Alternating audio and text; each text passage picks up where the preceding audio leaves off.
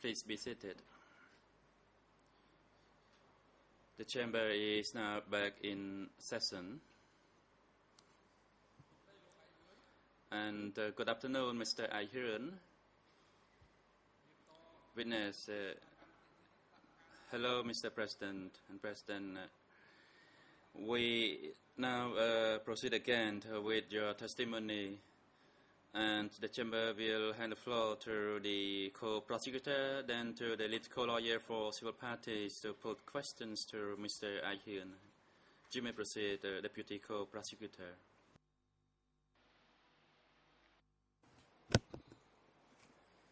Thank you, Mr. President. I'm going to be putting questions to the witness for about another 35 or 40 minutes, and my colleague Tisrina will put her questions during the last 20 minutes of today's hearing. Witness, I know that the day has been rather long and that you might be tired, so I'm going to ask you please to concentrate so that we can discuss another major topic now, which is the fate of the Vietnamese who were living in Cambodia, and then the fate of Khmer people who came from Kampuchea Kraum. And I'm going to start by reading out an excerpt of your statement before the co-investigating judges. It's document E319.1.32. At questions and answers 33 and 34. Question 33, were there many Khmer Krom, that is to say Khmer from Lower Cambodia, which is in the south of current Vietnam, who lived in your area between 1976 and 1978? Do you know what happened to them? And you answered at answer 33, no, there weren't any Khmer Krom who lived in my region. There were only Vietnamese. The Vietnamese born in Cambodia were accused of being Yuan. And the Vietnamese who came from Kampuchea Kraum, such as my mother, from the village of Trapeang Chrai, for example, were all executed. Question 34 from the investigator. We think that both of us are referring to the same Khmer Krom. How did they categorize particular peoples in order to take them to be killed? And you answered at answer 34, Vietnamese with Khmer husbands were killed. Those who married Vietnamese girls were also killed. Entire villages were killed. End of quote. So I have a certain number of questions to put to you in relation to what you said in these answers. And first of all, you said that the Vietnamese who were born in Cambodia were accused of being a Yuan under the DK regime. Can you explain what the word Yuan, or why the word Yuan was disparaging or insulting?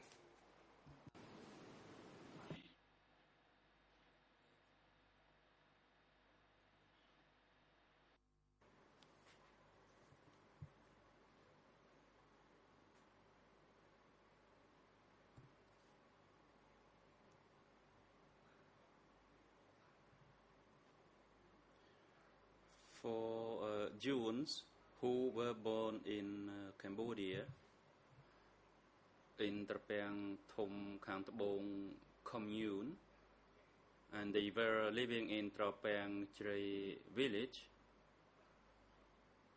and June lived in another village which was adjacent, and there were a mixture of Vietnamese wives and Cambodian husbands, or Vietnamese husbands with Khmer wives.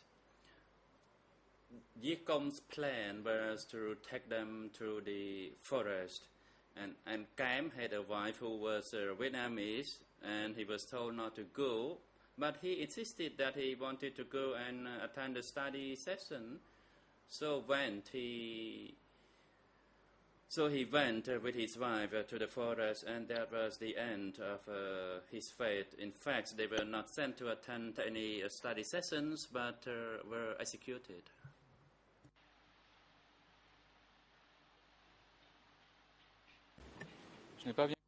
I didn't understand exactly who you were speaking about. Was this someone you knew or someone in your family?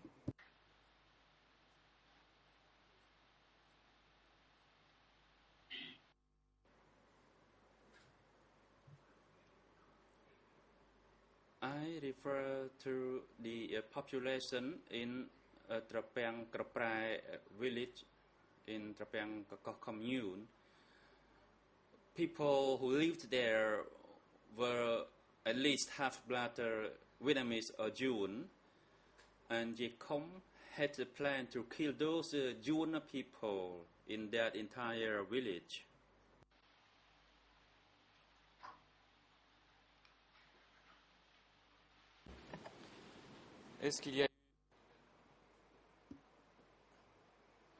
Were there also arrests of Vietnamese who were living in Cambodia, or of Vietnamese or Khmer having come from Kampuchea Kraum after Kom left Tram Kak district in 1976? Did arrests and executions continue after that?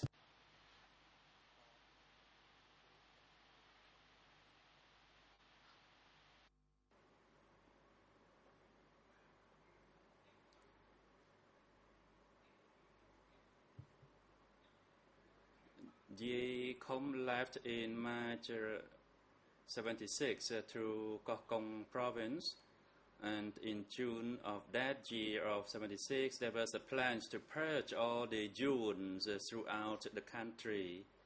And I do not know from which level Tachai received that instruction. He convened the meeting and appointed Lon alias Moi to go and arrest Vietnamese living in District 105 and rounded them up. First, the instructions to the commune chiefs was to gather those Vietnamese, and then they would be tracked out. And 3 days later, a truck with a long trailer was sent to pick those Vietnamese up from the various communes, including Papel and Ong Ta Saum and Nhai Nhong. So 6 communes sent the Vietnamese people away in the truck. As for the rest of the communes within the district had to do it by themselves. And the Vietnamese were taken away and killed in the forest. Fine, I'm going to try to order things in a chronological way a little bit now. First of all, was there a period at the start when the Vietnamese from Cambodia were exchanged against Khmer people from Kampuchea Kraum? Did these exchanges take place?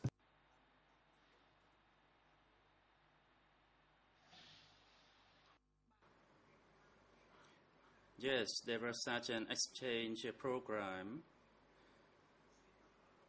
And in 1972, when the country was under the reign of Lon Nol, some people from Cohandat fled to live in Vietnam, and after the country was liberated, Tam Mok exchanged the Vietnamese living in Cambodia with those Khmer people.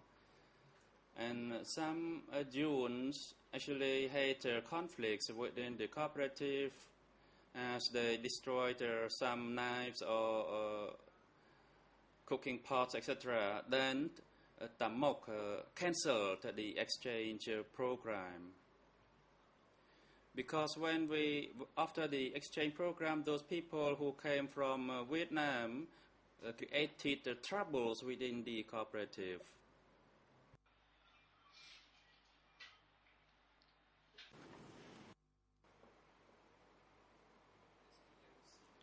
Were there also Khmer Krom or Vietnamese who were brought from Vietnam when the DK forces went into Vietnamese territory?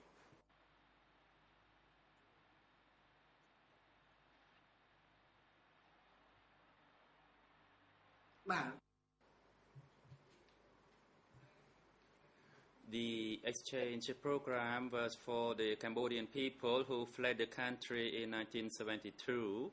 So after the country was liberated, Tamok made the arrangement for the exchange program for the Jews living in Cambodia, for those Khmer who had fled to Vietnam earlier.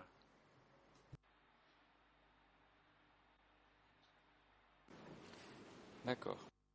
Fine. You said at answer 62 of your written record of interview E319.1.32 that then there were no more exchanges with Vietnamese, but they would simply execute the Vietnamese who were in Cambodia. End of quote. Can you tell us, for translation, can you tell us as of when this exchange program ended and therefore when executions started?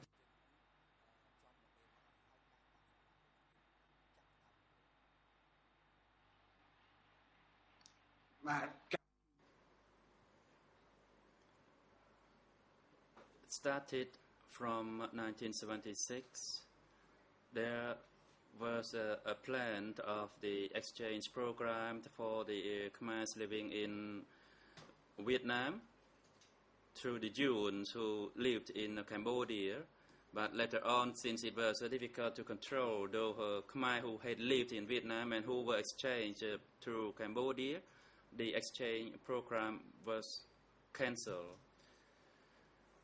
The Pol Pot regime kills the Jews, and before that, the Lon Nol regime also kills the Jews, as hundreds of thousands of Jews were gathered and placed in Dai Pram school in the provincial town of Ta Keo. Then the soldiers would gather and surrounded that school and fired and killed all those Jews inside the school. So the Lon Nol regime actually did more killing of the Jews than the Pol Pot regime.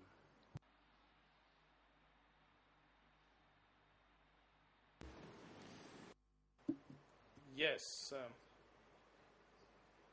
But let's just focus only on what the Pol Pot regime did, because this is what we're considering here. I have a question or a request for clarification regarding the Khmer who had come from Kampuchea Kraum and who had been living in Kampuchea Kraum for a long time, who therefore spoke Khmer at home maybe. According to the Khmer Rouge, were these people considered Cambodians, full-fledged Cambodians, or were they assimilated to Vietnamese?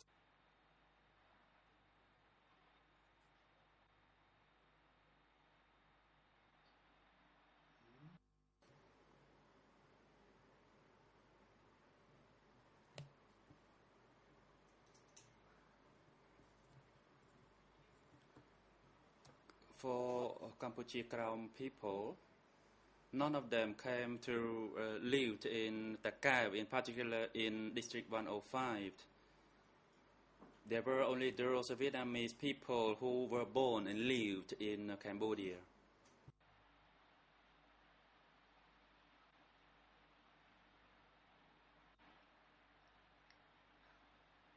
Bien, nous allons Fine, we will look at a few documents a little later in that regard. You said at answer 34, which I quoted earlier, that the Vietnamese women who were married to Khmer men had to be executed, and it was the same thing for Khmer men married to Vietnamese women. And what about the children of a mixed couple whose parents were Vietnamese on one side and Cambodians on the other? Were these children subjected to the same fate as their parents, and were these children therefore executed?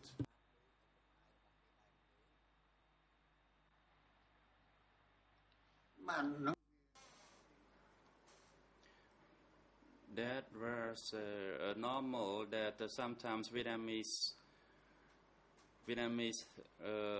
husbands or men married Cambodian husbands and vice versa. But then due to the change in the circumstance and the regime, then they had been crushed by the wheel of history. And the Vietnamese then had been executed since the Colonial regime and then the Pol Pot regime. My question was specifically concerned the children of these mixed couples. Were these children faced with the same fate as their parents or not?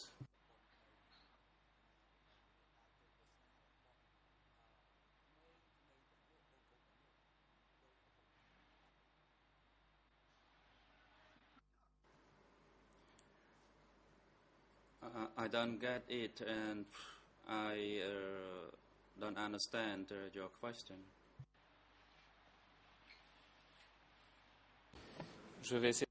I will try to simplify my question then. Let's take a very simple case. Imagine the father is Vietnamese, born in Cambodia, and the mother is Cambodian. They have 4 children. And you said that Vietnamese women married to Khmer men had to be executed, and Khmer men married to Vietnamese women also had to be executed. So what would happen to the 4 children of this couple? What would Angkar do with them? Would Angkar execute them, or would Angkar place them somewhere else?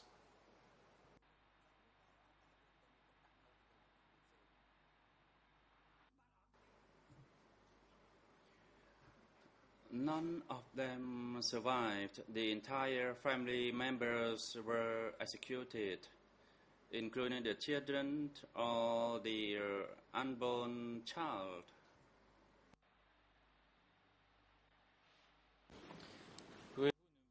Can you tell me why and how the Khmer Rouge would justify that? Whereas we're only speaking about children here.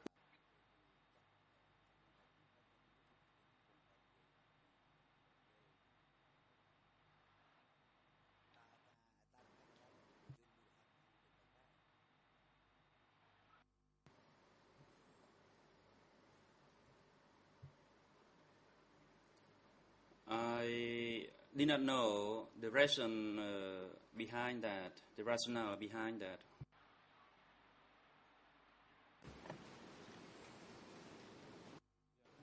Fine. You spoke about the fact that it was as of 1976 that a whole cleansing was carried out with the objective of erasing all Vietnamese presence in Tram Kak district. This you said, answer 38, in your written record of interview, E319.1.32. Did this also happen in 1977?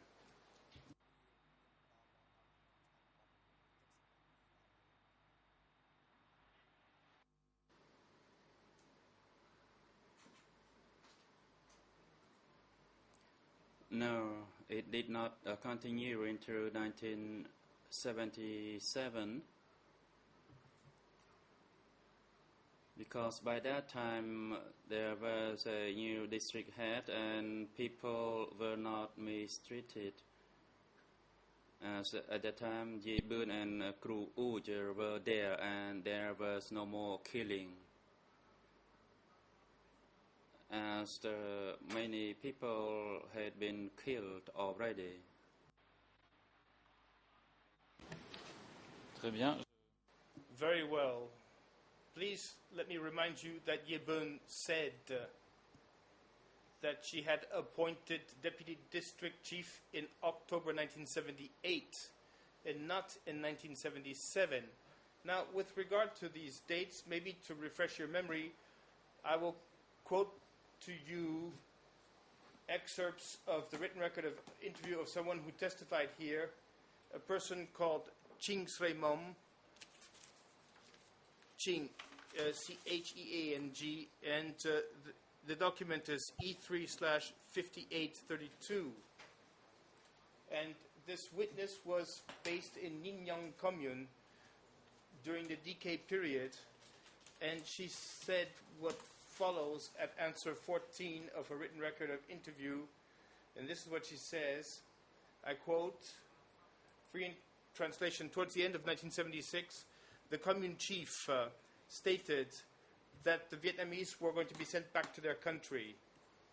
Some Khmer apparently had lied and said that they were Vietnamese.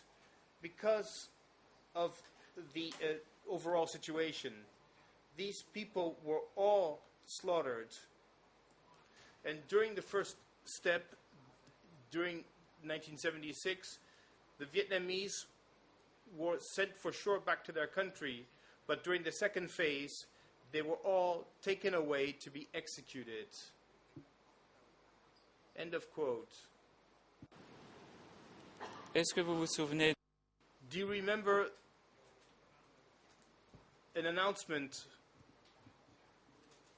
from the district to the different commune chiefs towards the end of 1976 regarding the Vietnamese, as Cheng Sreng Nung speaks about?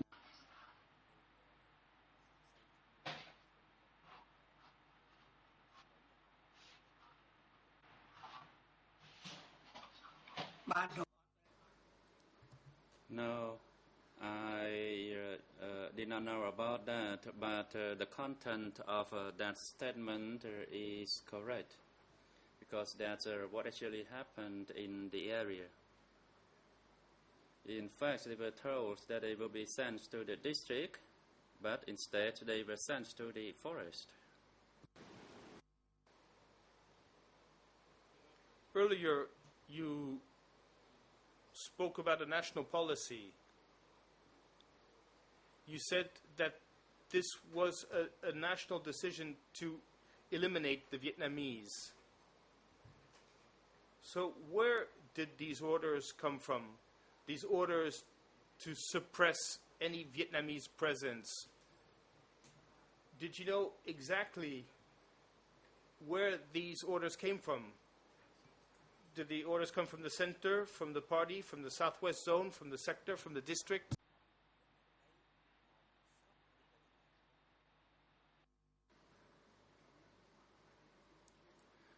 I do not have a full understanding about that. I only know that the district receives the plan or the instructions from the province, and I didn't know whether the province received it from the center, because we were at the lower level, so we knew only up to the province. And that's all I know about the change of command on the relaying of the plans.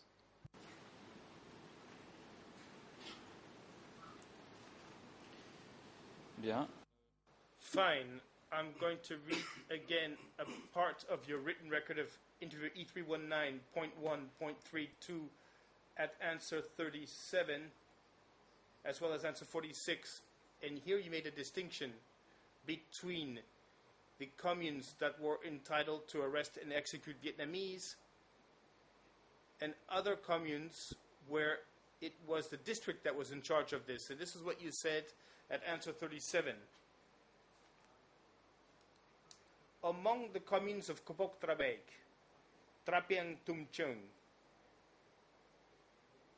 Trapiang Tum Tubong, Samrong, and Kus, and Yinyang, the commune chiefs mastered this task themselves, meaning the commune chiefs themselves arrested and took those Yuan to be killed according to district-level plans. Tachai carried out the order to kill the Yuan. Tachai received the orders from the sector. Answer 46, he said the following. They did not need to take any biographies, meaning they knew right away who was Vietnamese. As for some of the communes I mentioned earlier, commune chiefs themselves made the arrest of Vietnamese nationals and took them to be killed.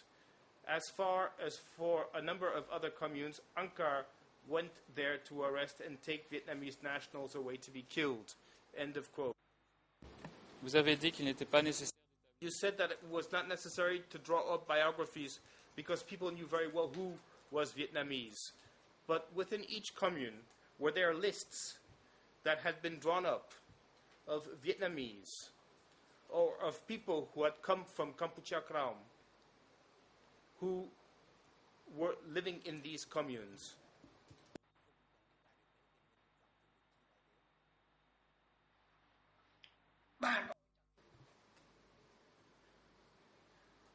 We knew that they were Vietnamese because they spoke Vietnamese, and they would be the subject of arrest. And if they spoke Khmer, then they would not be arrested. And that happened in Kopok Trabek, in Trapeang Thum Cheung, Trapeang Thum Tabong, and a part of Kuh commune, in Samrang commune, and Nyanyong commune. As these communes were located near the base of the mountain, so the commune chiefs were tasked to carry out the plan by themselves. And Takam did not obey the party's instruction, and he was sanctioned to do hard labor with the Takao. This is just an example. So what you are suggesting here is that the Vietnamese from the communes you mentioned were executed at the foot or on Phnom Dom Ray Romil. Is that correct?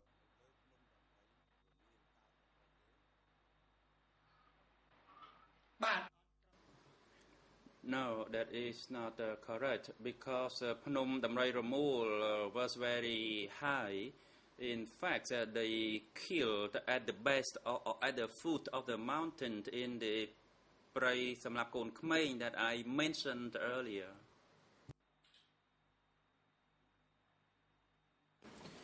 Concernant regarding the Vietnamese who are not in the communes and who enjoyed some autonomy or were shielded from execution, you said in E319.1.32, the record of interview, you said the following. You referred to this earlier. This is what you stated, and I quote, the man called Lan alias Moe, Tamok's younger brother-in-law, currently was the one who went around arresting Vietnamese nationals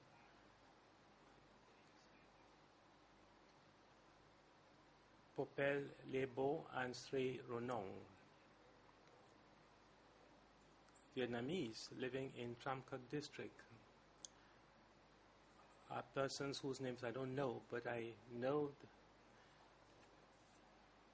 their numbers in the 4 communes, because Lan said he sent vehicles to transport only 9,000 Vietnamese families from these 4 communes. The Lon Nol regime executed Vietnamese. Only those who were outside of the district survived. The Khmer Rouge regime again drove them out. quand vous parlez du fait que l'ordre When you stated that Lon arrested and executed Vietnamese, was he alone or he was assisted by militiamen and members of the district?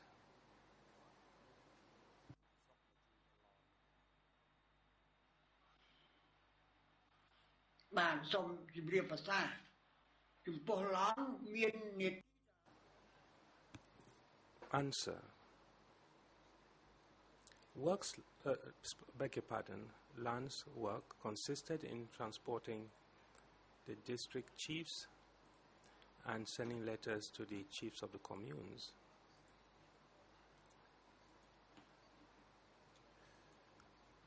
He assembled inhabitants, transported them in vehicles to the districts, but in reality, they were taken to the forest on the foot of the mountain. You stated that Lon was Tamok's junior brother-in-law. When he led the Vietnamese to the execution sites, was he acting under Tamok's orders?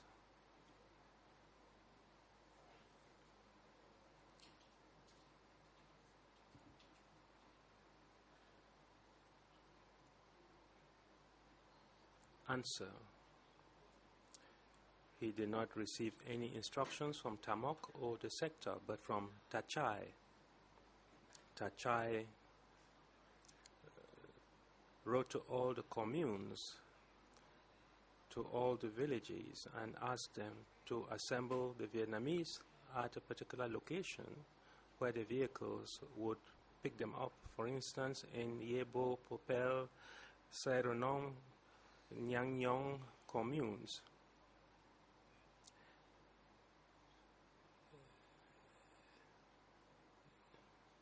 These were indeed communes under Lon's authority. Was Lon also in charge of Chen Ton, or someone else was in charge of that commune?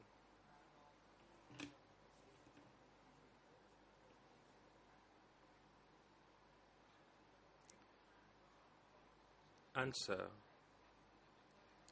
Lon was a member of the district office. Tachai was also in charge of the district. He was the one who assigned Lon to go and transport those Vietnamese on board vehicles. He didn't work at the commune, but in the district office. I have understood what you said. He went to look for the Vietnamese in Chen Ton. Was that commune invested with authority to arrest and execute the Vietnamese itself?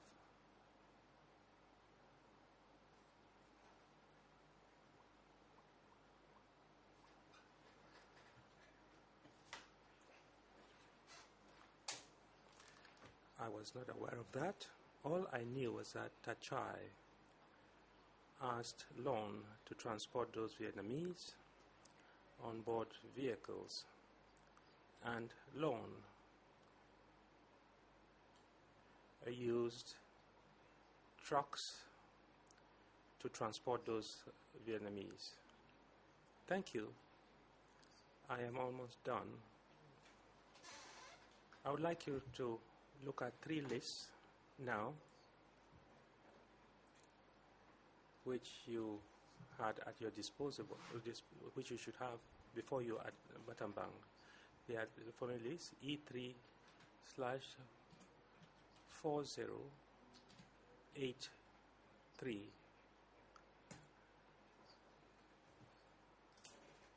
I will give the other references before giving the ERNs. The second document is E3/2615. And the third document is E3/2281.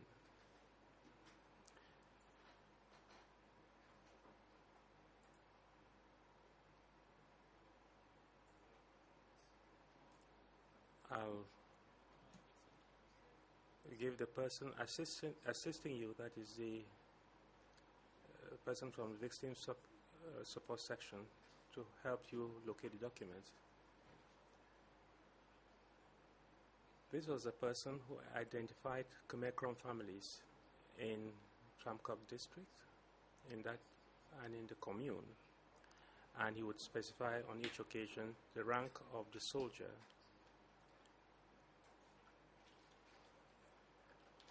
which the family members had in the Lon Nol regime. The three lists date back to the same period. We'll start with the first. I don't know whether you have it before you. E3/484083, and the Khmer page that you should look at is 000-68033. And skip a page and look at page 000-68035.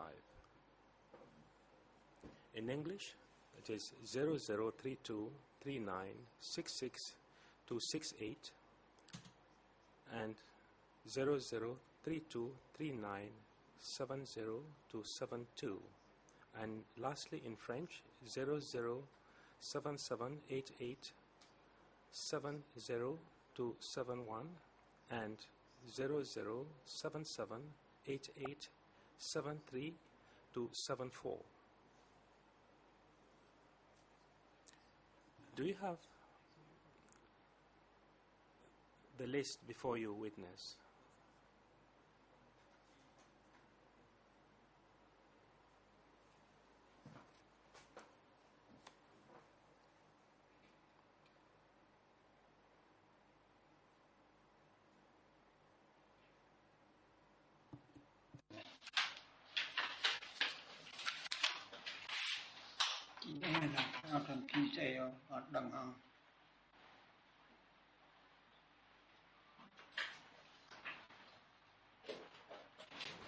Monsieur le Président.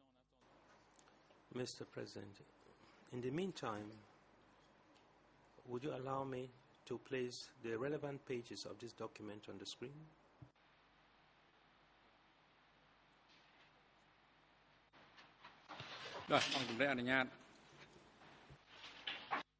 President, please proceed. Monsieur le témoin, Witness, let me describe to you the contents of this document that you find on your screen. It's a list from Sri Ronon Commune dated the 27th of April 1977. And on the list, 37 Khmer Krom families are identified, or former soldiers of the Lon Nol regime. The list also indicates the military ranks of these persons.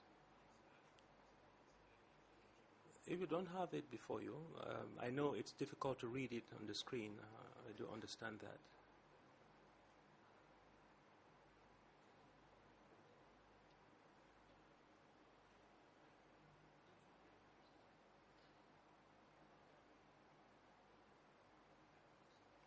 Answer: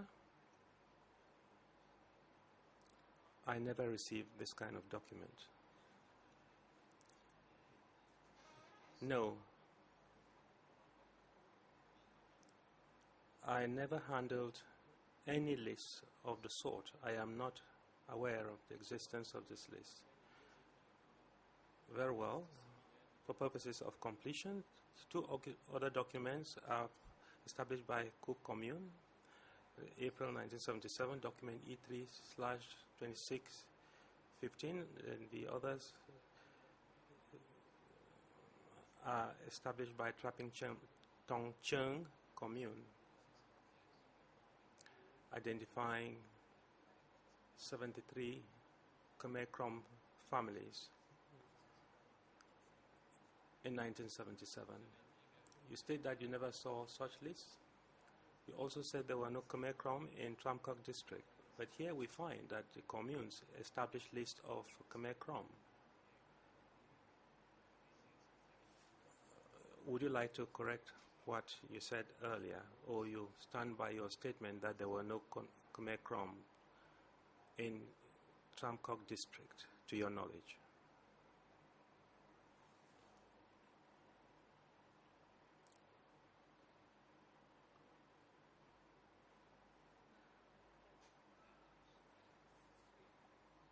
Answer: I do not recall that. I do not know when I said that, because I was seriously ill at a certain point and I've forgotten everything. Question: I'm not saying that you said so, but I'm saying that there are documents on record showing that the communes established lists of Khmer Krom. Are you confirming that you never saw such a list and you never saw any Khmer Krom in Tram Kok district during that period?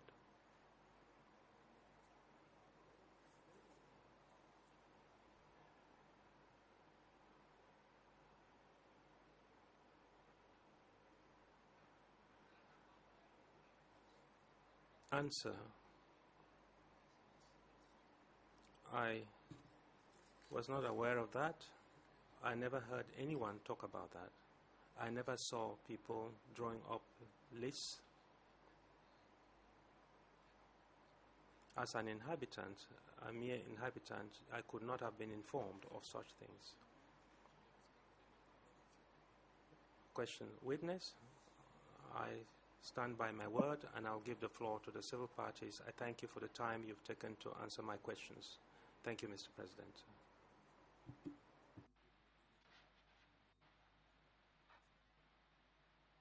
បាទអរគុណអង្គជំនះផ្ដល់វេទិកាជូនទៅក្រុមសាមិត្តវិញ្ញាណមុខតំណាងដើមដឹងរដ្ឋបាល President, the chamber will now give the floor to the civil party lawyers, to the principal lawyer. Mr. President, may I ask you to allow lawyer Srina to start by putting questions to the witness. Counsel T. Srina. Good afternoon, Mr. President, Your Honors. Good afternoon, witness. I am T. Srina, civil party lawyer. I have a number of questions to put to you. Good afternoon, Mr. Earl Hoon. Can you hear me?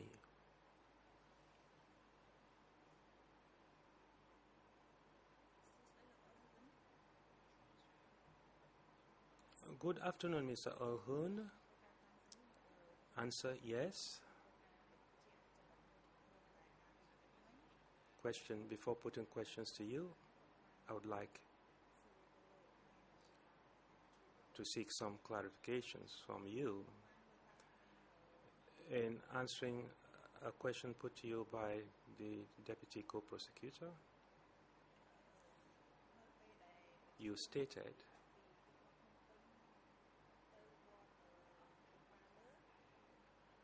that inhabitants of Phnom Penh were evacuated to Champa Liu Pagoda.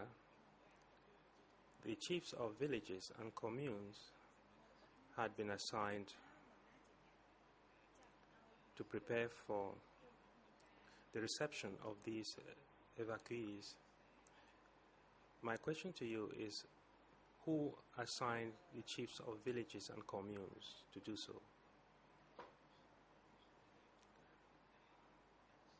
Do you recall the names of the persons who assigned the chiefs of villages and communes to do that? Answer.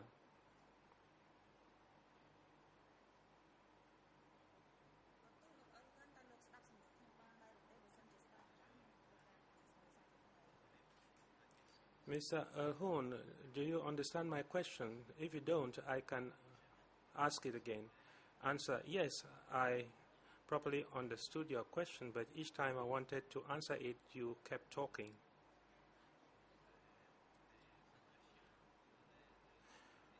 The instructions were from the district the district instructed the village and commune chiefs to draw up lists and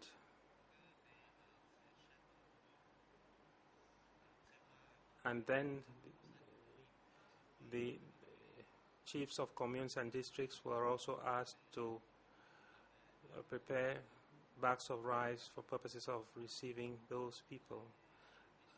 After the commune chiefs drew up the list, the district chiefs were asked to receive the evacuees from Phnom Penh. The head of the district office was in charge of organizing the reception of those evacuees. So it was Nyam Sim who was in charge of doing that. Question: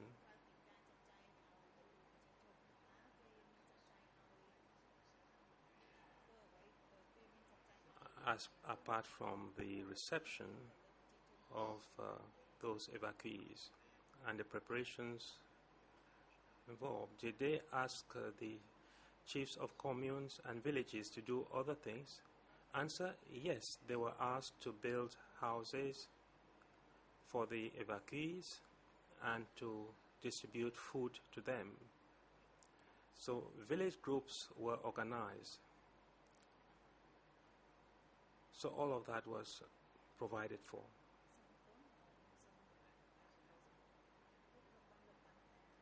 Question: you stated that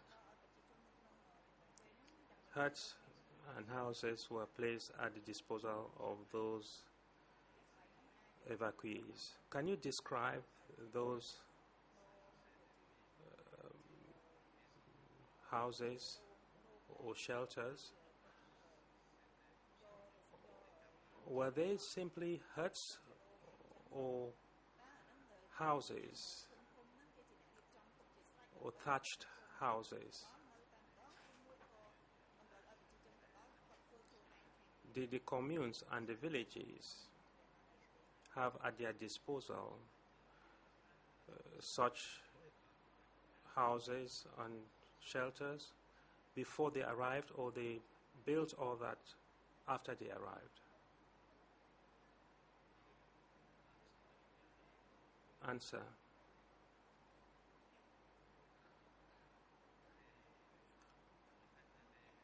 as a matter of fact, the inhabitants of the liberated zones had been assigned to work far from the villages, so their houses were available. So many houses were not occupied. So those evacuees were housed in those unoccupied homes. If it was a big house, it could house 2 families. Otherwise, only one family was housed in one house, because the inhabitants of the village had been assigned to work far from their homes. Question: how about food rations? Answer: I have already stated that China had donated rice for the purpose of feeding the inhabitants who had been evacuated. I had to offload those trucks loaded with rice, and the newly arrived inhabitants were supplied with rice. But since there were many base people as well, there wasn't enough for everyone. And since there wasn't enough for everyone to eat, the excrements of the people looked like the excrements of dogs. So the dogs didn't eat the dog's litter. Question: please be brief, because the time allotted to me is very short.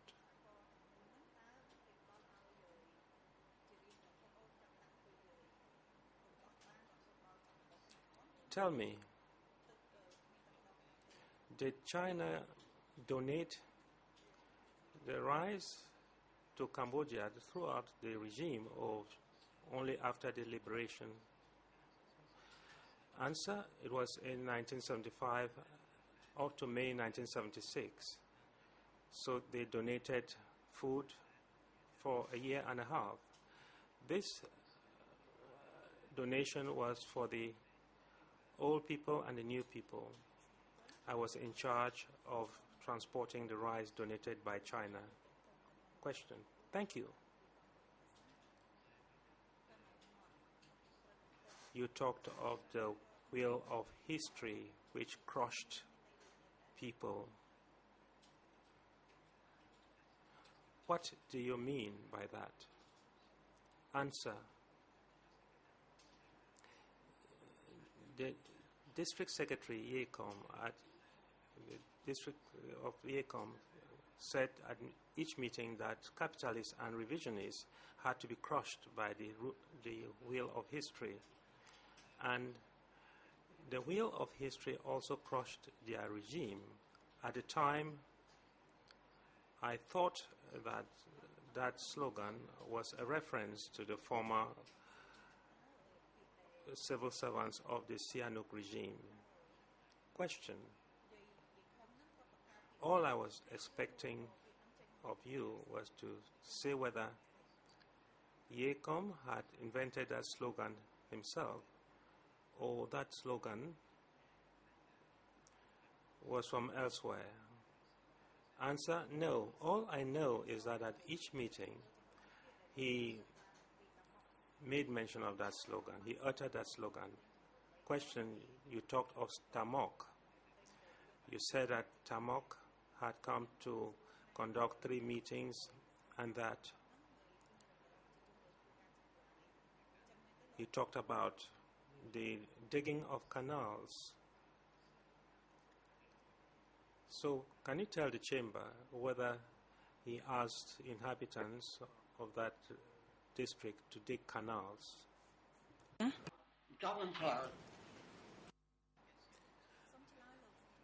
Have you completed your question? If you have, I will answer it.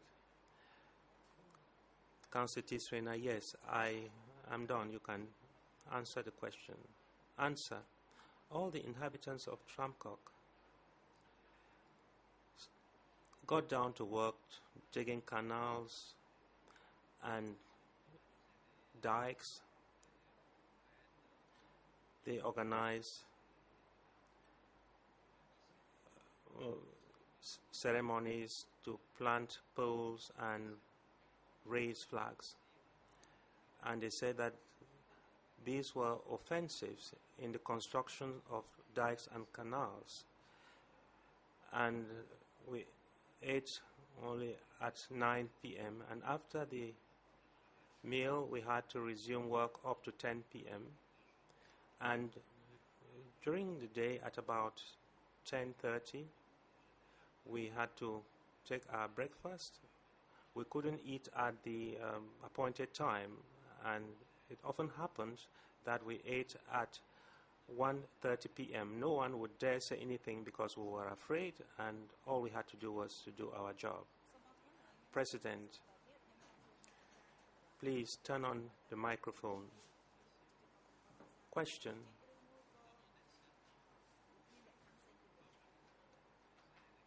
Was it only the new people who were asked to dig canals, or others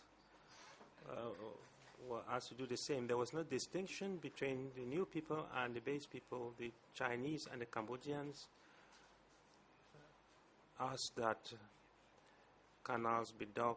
No distinction was made between ethnic groups. Everyone had to work to construct the Krok-Tlabek Dam. Question. According to what you were able to observe,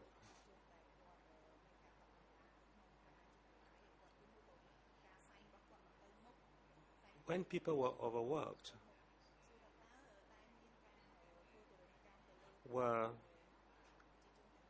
people punished or tortured because they could no longer carry out their work? Answer. At the time, people were not yet being maltreated. The people were not being maltreated.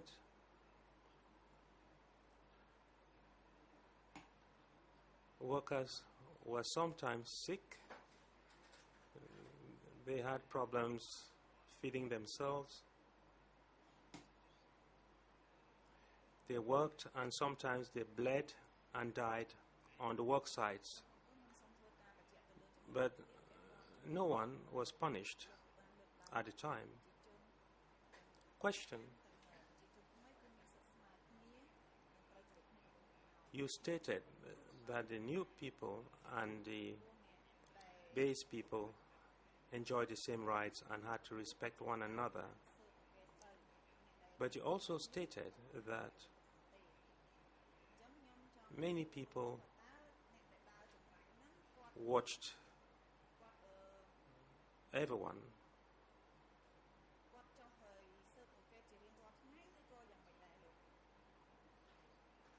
Can you tell the chamber whether those who watched others kept watch on everyone all day long? Answer. The new people lived in my home, and in the evening, people would pass by the house to listen to what they were saying, and if they said anything that was critical of the regime, they would be arrested and they were taken away and never seen again. Question.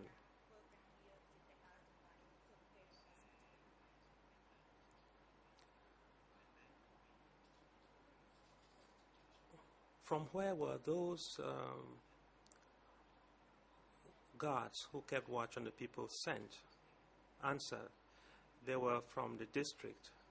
So all night they would pass under the houses to listen to the people, and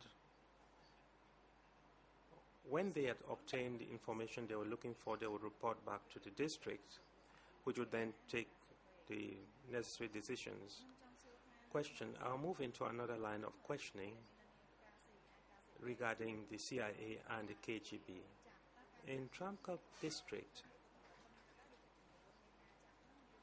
as regards those who are members of the CIA or KGB networks, those people were arrested. Can you give us the exact number of people who are arrested?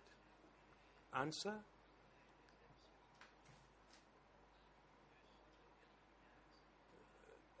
The KGB had to do with the Russians, and the CIA was American, and once they were arrested, they were identified and sent without any consultations. President, please observe a pause between questions and answers, otherwise the interpreters cannot follow you. Council thanks, Mr. President. I would like to know whether CIA or KGB agents were arrested openly. Answer, no. The arrests were not carried out openly. They only arrested people in the evening and at night. And in the morning, we realized that they were no longer there. Did everyone know that they were arrested, or only some? Only some people were aware that they had been arrested. Answer. Well, let me give you an example. If in our group somebody disappeared, we knew that that person had been arrested, and therefore we could only whisper to each other secretly. We couldn't speak about all of that openly, of course. Question. Thank you.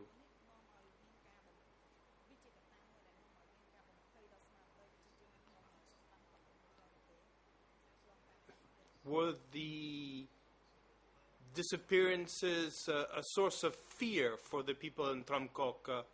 Yes, for everyone. The district heads, the commune chiefs, the village chiefs, even they were afraid. Everyone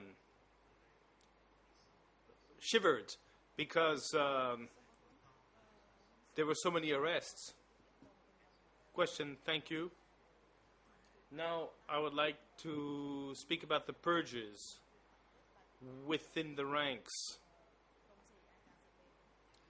Were there arrests within the ranks outside of the CIA or KGB agents? Yes, answer. But that was done secretly. We were told, or they were told that they were going to be educated somewhere. And we learned, that's how we learned about all of this. Now I would like to ask you if in Tramkak district there were marriages. Yes, there were marriages, and the couple did not like each other, and because the husbands had some skin diseases, so the wife did not want to stay with him, and then she was taken to the graveyard in order to scare her off, so that she would consent to consummation of the marriage, and that's how it happened. But then the woman still refused to stay with the husband. Questioned. And regarding the forced marriages, were there several cases of such marriages in Trump cooperative? Answer: it happened in every cooperative. They were all arranged marriages, and there were many cases of disagreement between the married couples. Questioned: was torture inflicted on those who did not follow the instructions to marry a partner? Answer: just gave you an example that the woman was detained at a graveyard in order to scare her off, so that she would return to consummate the marriage.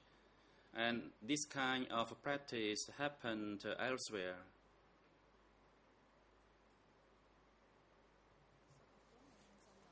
Question. My next question is related to a new topic on Buddhism. Were people allowed to practice Buddhism in Tramkak cooperative? Answer: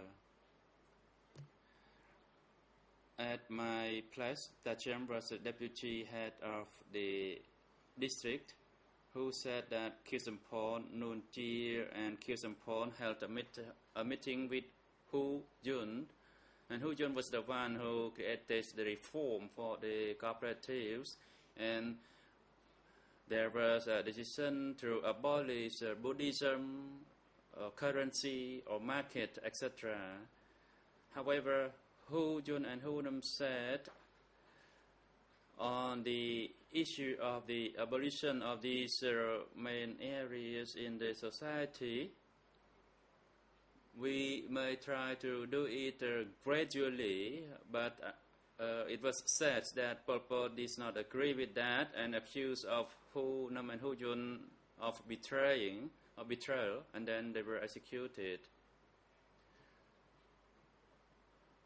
And later on, they felt regret, and if people were allowed to practice Buddhism, maybe the regime was not defeated in the end. Thank you. Question.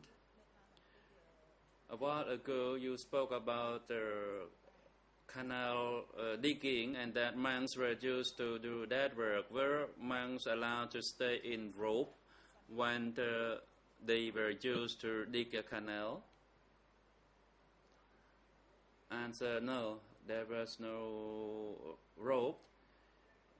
The man had a bag with him each, and then they had to carry earth However, they were not put to work mixing with women.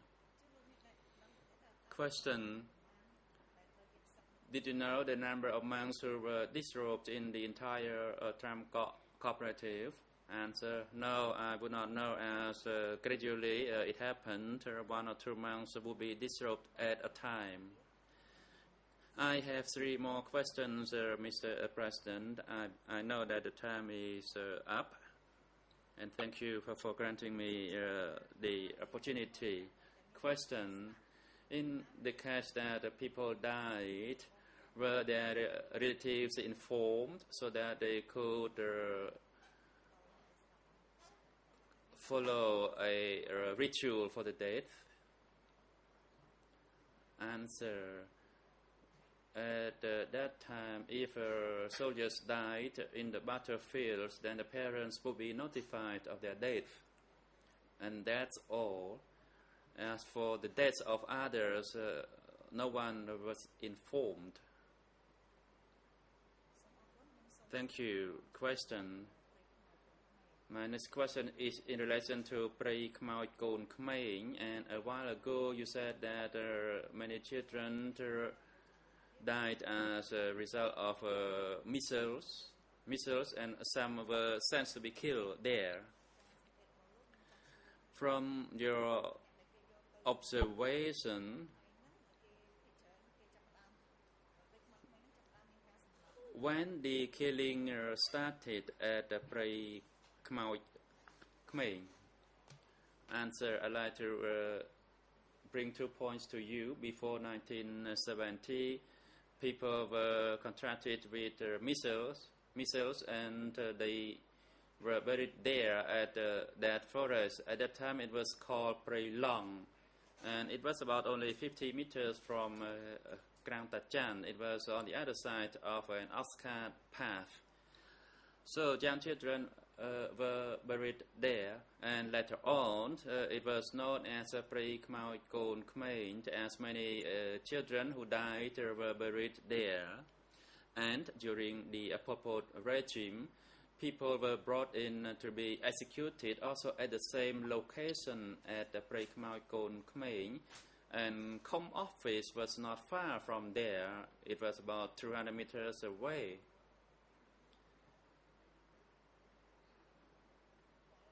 And that's how I know about the location. And as for the existence of Krang Tachan, it happened at a later stage. Question: this is my last question. When people were taken away and executed at Prei Khmoi Kon Khmeng, were they instructed to dig their own pits, or had their pits been dug? Answer: no pits were dug, and people were killed, and then they fell onto the ground and died there. There was no pit. Questioned: were a lot of dead bodies scattered on the ground from your observation? Answer: if you want to know for certainty, you have to look at a big pit where they store the skeleton remains, because a lot of Vietnamese people too had been taken and killed there. There were many dead bodies. And during the Pol Pot regime, only adult people were killed there. Council, thank you for your response. And Mr. President, I don't have any further question. And Council Kong Som On, you have the floor. Kong Som On, thank you, Mr. President. First, I'd like to touch upon the time and location. And secondly, the assigned counsel for lead co-lawyers tries to elicit the conclusion from the witness.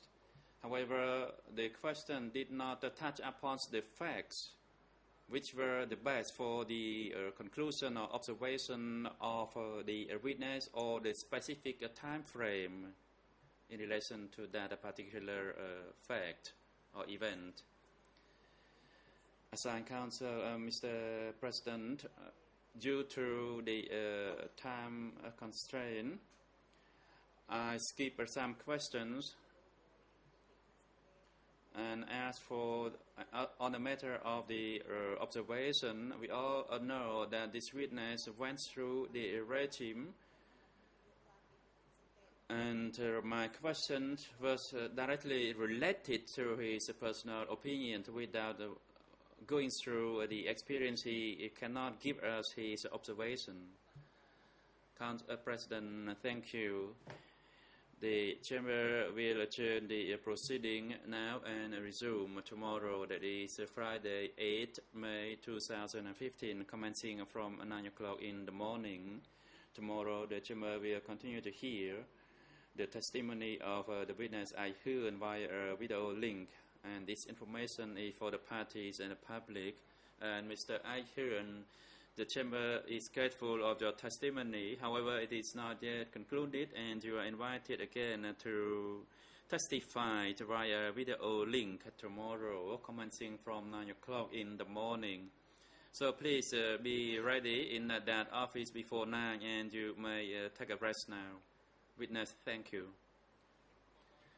President, security personnel, you are instructed to take the two accused back to the detention facility and have them return to attend the proceedings tomorrow morning before 9 o'clock. The court is now adjourned.